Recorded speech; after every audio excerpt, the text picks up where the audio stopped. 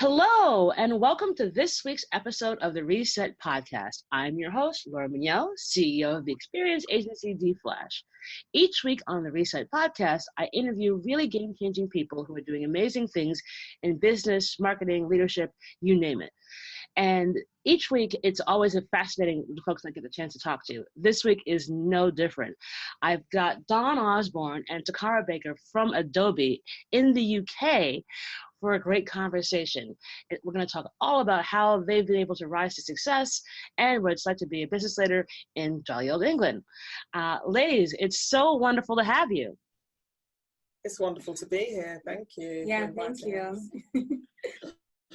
So every episode, I start off with the same question, and I feel like it's going to be fun hearing about what you guys answer with this. Ladies, what was your first job? Should I go first? Yeah, I'll sure. go first. And actually, it's a job that I don't often talk about, but I was there for quite a few years. My first job was actually at McDonald's.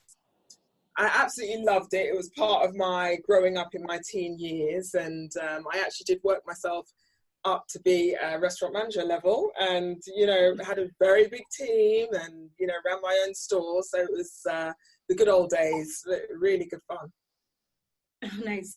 So my first job was also in quick service, but I worked at Starbucks, and I worked at Starbucks in the San Francisco airport.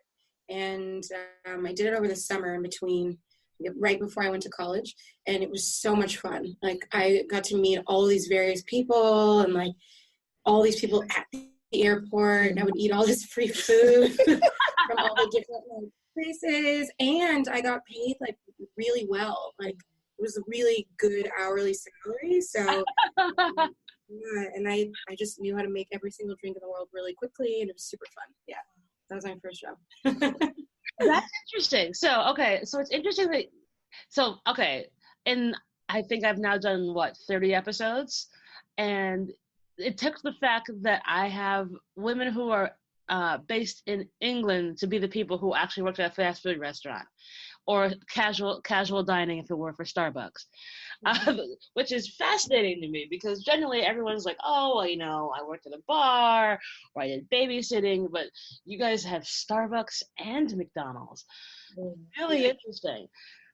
Well, that's kind of cool because I think, learning to make every single drink under creation it's a fantastic skill. So I'm guessing, Toccara, when you go to Starbucks now, if there's anything even remotely wrong, you're going to call them out? The funny thing is I don't really go there anymore, so I don't know necessarily. But I used to, I think when I would go, I remember I would like pay attention to what they were doing and just how fast or slow they were. I'd be like, oh, that person is new, or like they don't know what they're but now, since I've moved to London, there's so many like interesting coffee shops and stuff. Of course. Yeah, so Starbucks might not like to hear that. It's all good, listen, coffee culture has completely changed in England, so I am not surprised at all that there are so many options. So, ladies, it would be great if you all told our audience what it is you currently do now, because I think there'll still be a correlation between your first jobs and what you all do now. I am, so it's Dawn speaking, so I am the diversity champion here, and I chair the Black Employee Network, and I have kind of two jobs actually, Laura, so that's one of them, and then my main job is actually executive assistant to the Vice President of Marketing, so I kind of manage my time quite a lot so I can focus my heart and passion on the diversity piece. Cool. And then for myself, I also work on the BEN team, the Black Employee Network team, with Dawn, focused on recruiting and pipeline efforts. And then also I work in product marketing. So I'm a senior product marketing manager for one of Adobe's products called Adobe Advertising Cloud, which is essentially an ad buying platform that we have within the company. Oh, wow. Interesting. So two very divergent jobs, but still very, very similar in the things that you champion. How did you all get there? How did we get to the Adobe. champion role? Well, to Adobe. Like, what was the road to get to Adobe? I've been at Adobe for 15 years, and I started way, way back as a temp. I was in public relations, and this was way back when we had boxed products. I mean, everything's subscription now. And I remember actually having a cupboard full of boxed Photoshop and Acrobat.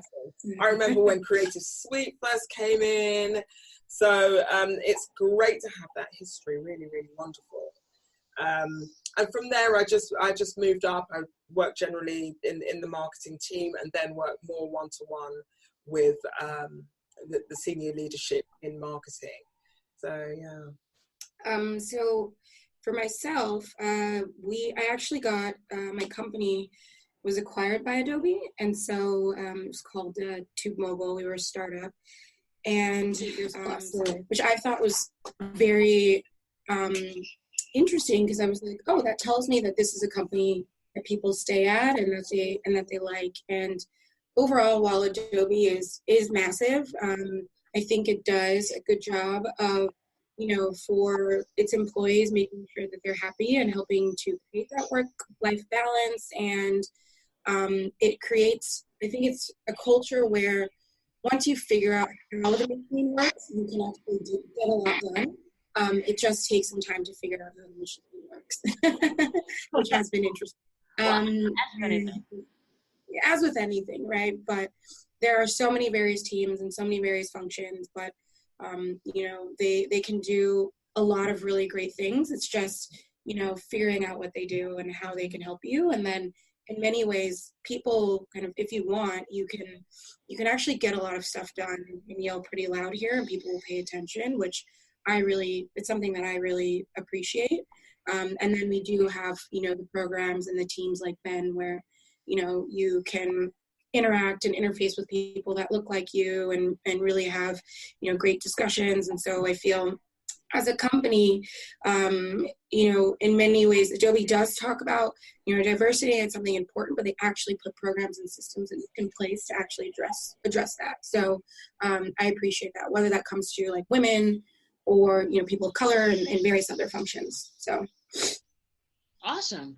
I think that's great to hear. I oftentimes, again, think folks don't realize when you have big corporations that it's so hard to navigate, and it's awesome to hear that Adobe has the kind of culture that's welcoming and allows you to, speak up and be heard.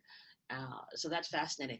So Toccara, you were originally in the U.S. and now you're in the UK. Yeah. How has that experience been?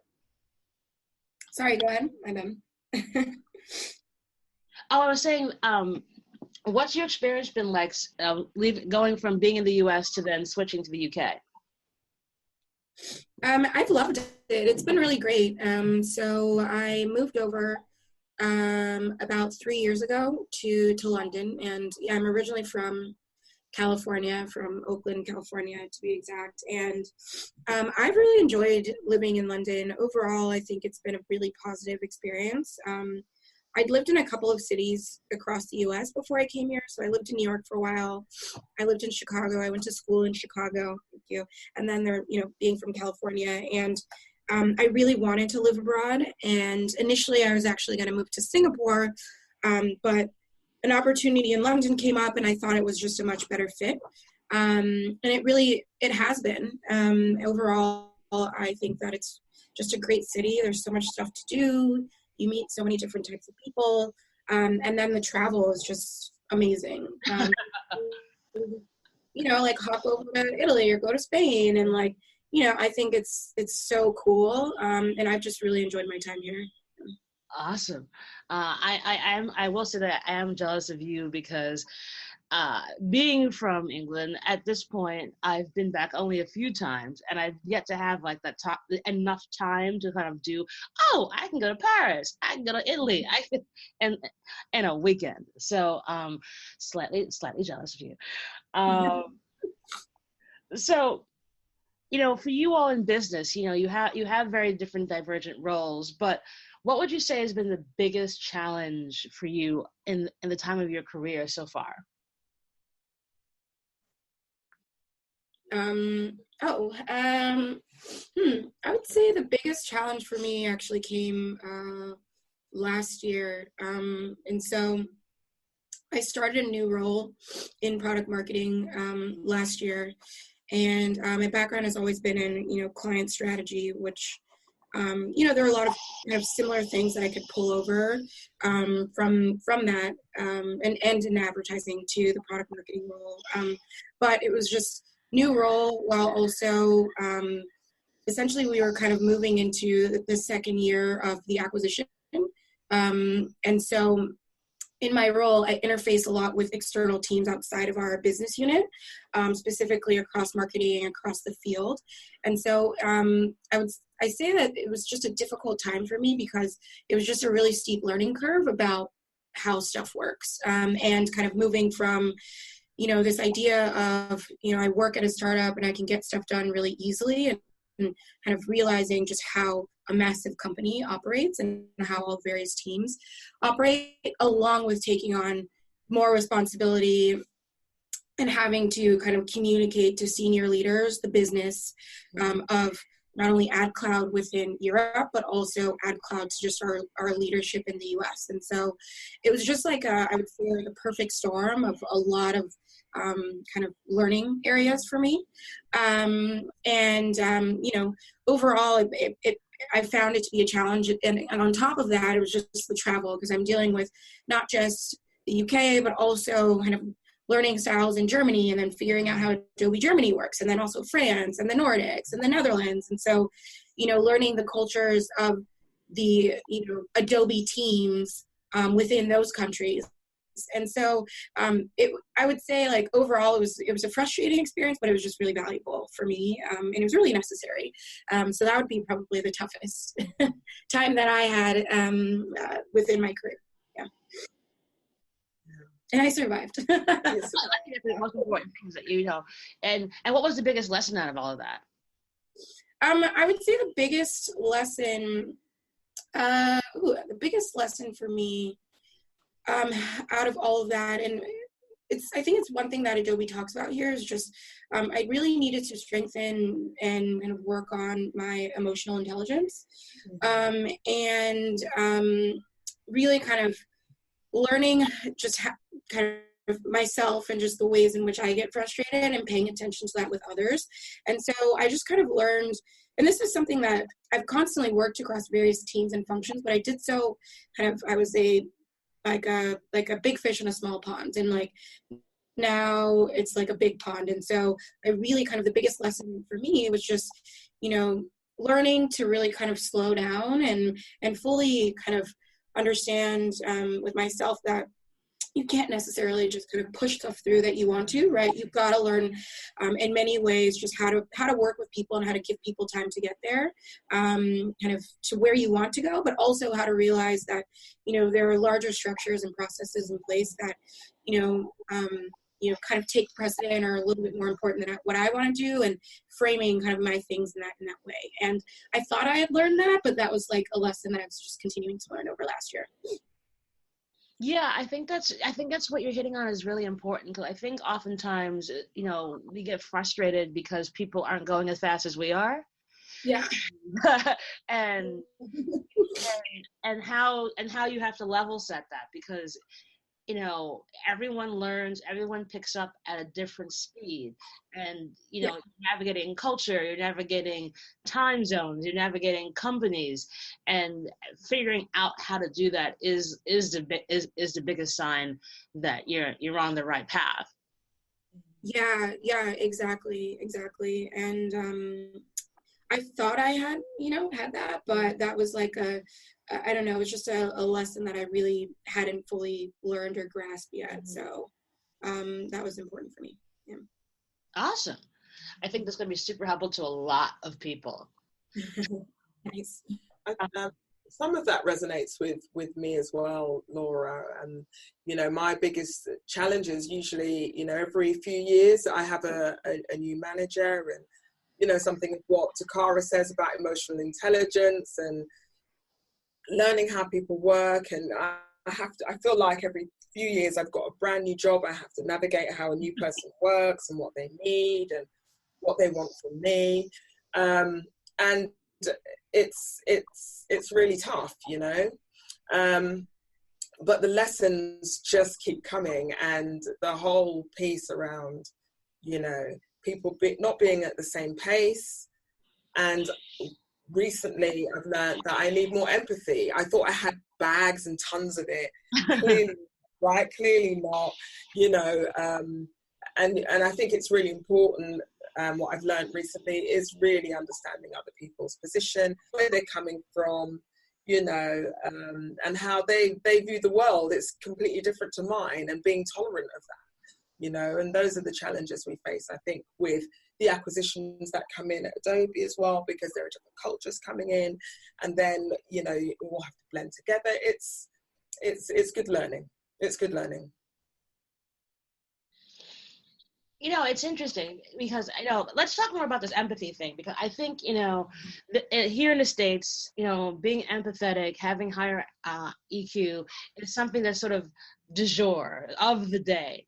But for you all, you know, especially when you're, you know, being based in the UK, what does that mean for you? Is that more like listening more? Is that more about, you know, taking time to mentor? Like, how do you all express what it means to have more empathy with regard to folks that you deal with?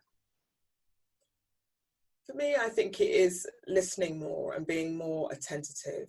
And, you know, people do tell you, because I've been caught out just recently, and I'm like, whoa, I didn't realize that I've upset you, or I've done this or that, you know. So it's definitely the listening and pacing, and really thinking about, okay, do I need to say this? Well, you know, thinking about what you say, and just, again, understanding the other person's position a lot more, you know. Because fools rush in, right? Rush into things. You think, yeah, we can get that done. Bam, bam, bam, bam, bam. And, you know, if you're not bringing people with you, it's a car crash. No, I totally get it. And thank you for that. I think, you know, you guys are giving amazing gems. Thank you so much. So kind of in and around that conversation, what would you all tell the 25-year-old versions of yourself, knowing all the knowledge that you've got now? What would you say to her? I would say be brave. And I would still say that now. Laura, because that's, you know, a real challenge. You know, that bravery piece, to actually do things that I'm passionate about, and not think too much about what other people might think of me, what they're going to say, how they're going to look at me. Just do it.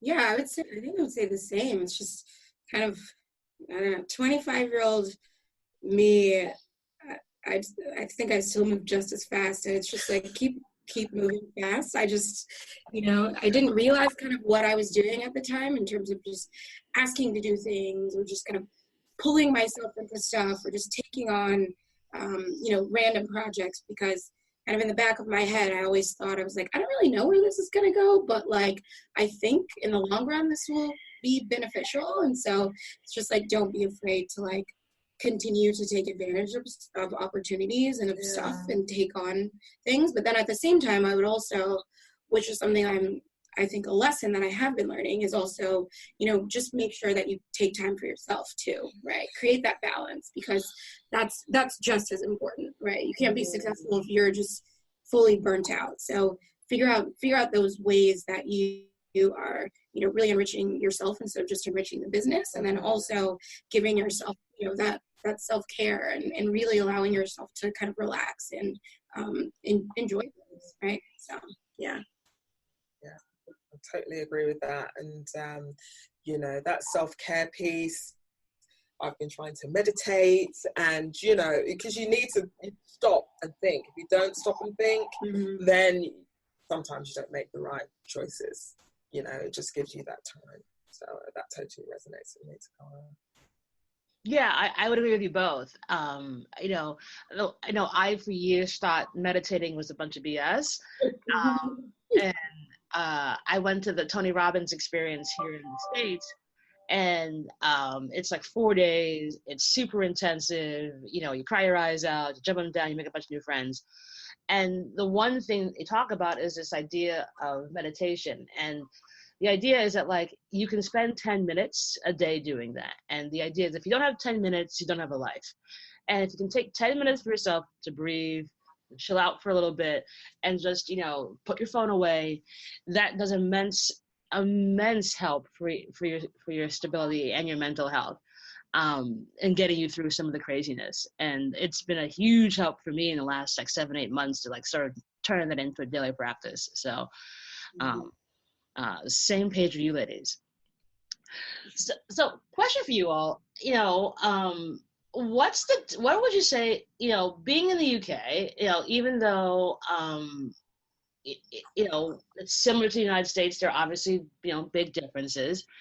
As a woman of color in business, have you felt interesting challenges, or has it become an issue being a leader and you know having you know access and sunlight to senior folks?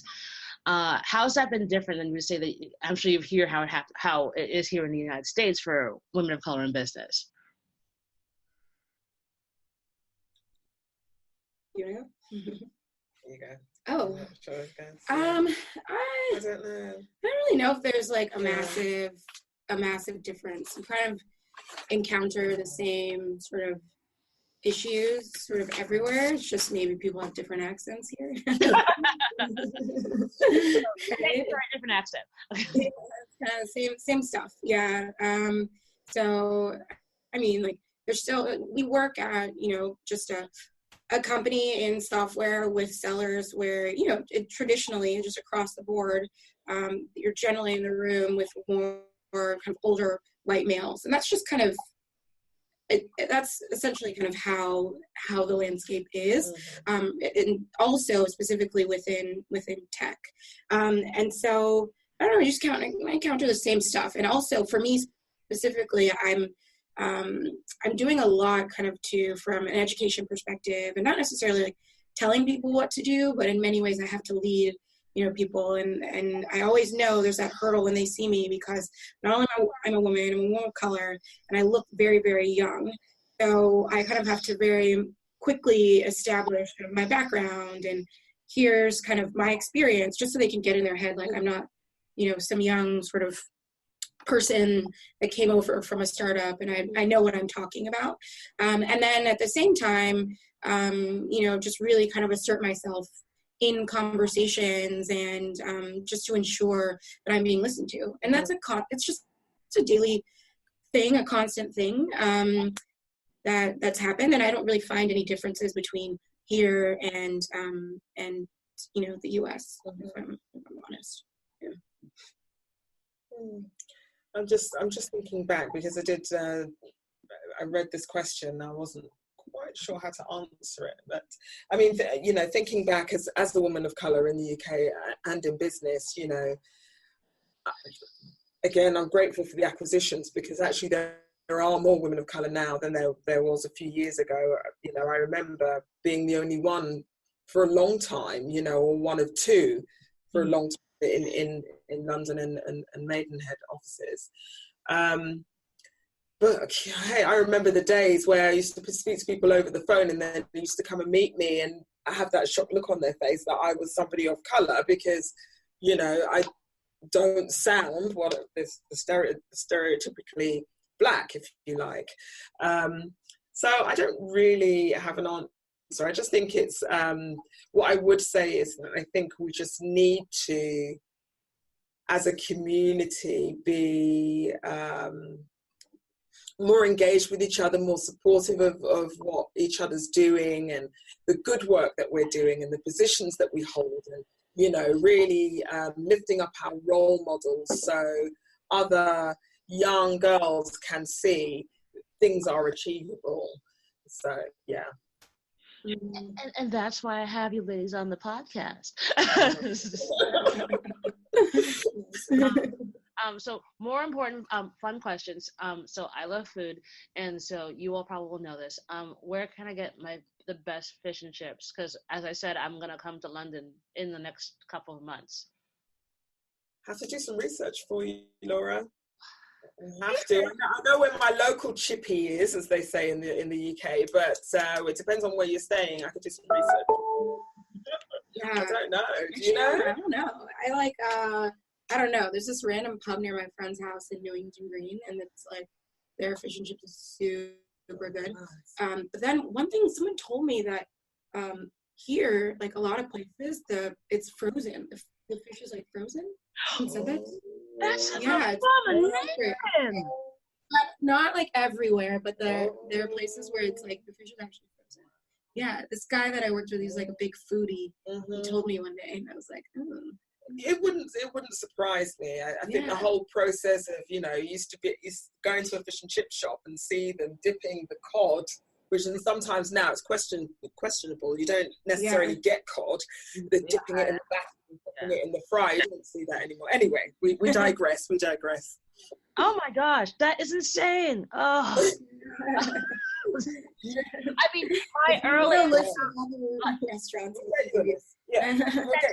Okay, my earliest childhood memory is going with my brothers to the chip shop down the block from our house in Croydon, and I remember getting it, watching it go in the fryer, and then having it in a newspaper, and it was fresh fish. This is horrifying. You would freeze the fish. Terrible. Wow. Okay, fine. All right, better question. Where can I get the best cocktail? Oh, Toccara, I'll leave that one to you. I'm trying to think. So the place actually just closed down. There's a bar. It's over by the Sea Container. It's called Dandelion. It was rated one of the top. Yeah, I've heard of this one. Yeah, and the people there are really awesome. On some days they do like this hip hop night, which is pretty cool. Yeah. It's really fancy in the Mondrian. But they just changed it like a week ago. What? Yeah, they just shut it down, and it's called something else now. I think there's a new, I don't even know what they would call it, like a mixologist leading it. And I think the guy that started it or opened it is going to do something else. He's kind of going back to the drawing board. I think, but I know that Dandelion, the name for that place, is no longer there. In terms of another place for a good cocktail, I don't know. I don't know places, so I'm leaving this one to you. I don't know. Well, yeah, I'd heard Dandelion was on my list because I the last time I was there, I didn't have a chance to go, and now you're telling me it's closed. This is okay, fine. All right. So I get no fish and chips, and I get no cocktails. Ladies, I'm heartbroken. I guess I'll have to get some candy instead, and I'll get some arrows and some Martisos, and I'll be a happy camper. Last question for you. So what's next for you, ladies? So, you're now 5 and 15 years into Adobe. What's next on the horizon for you all? I am hoping to see a more diverse workforce. I think at Adobe we do really well. And, during the course of being the chair of the Black Employee Network, I've actually had the opportunity to speak to other companies. I've been speaking to other networks that are way more established than we are, where we've only been established for about, 8 months or so. And even then, the needle isn't really moving as much as you think it would do. So my aim would be to actually see some change and be part of the change and make sure that young people know, hey, come and work in the tech company. It's possible. You don't have to be technical. There are Black people working here, or people of color, so it's just spreading the word. Yeah, I think that's most important. But you don't have to be a coder to work at a tech company. Right. The more that we can kind of hammer that home, I think the better. And the more diverse candidates will start rising to the top. Fingers crossed.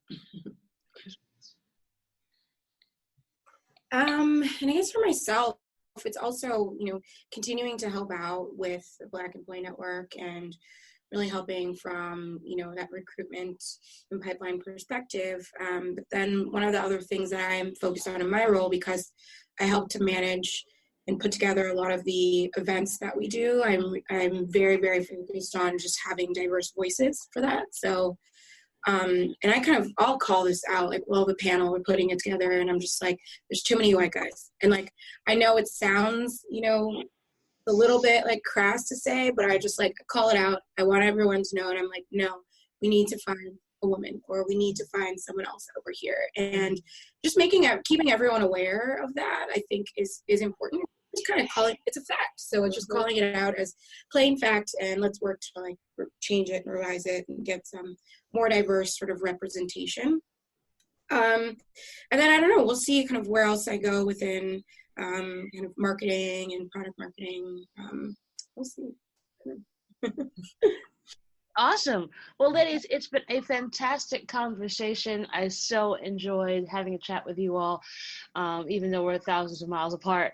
And this was a wonderful episode. Thank you so very much.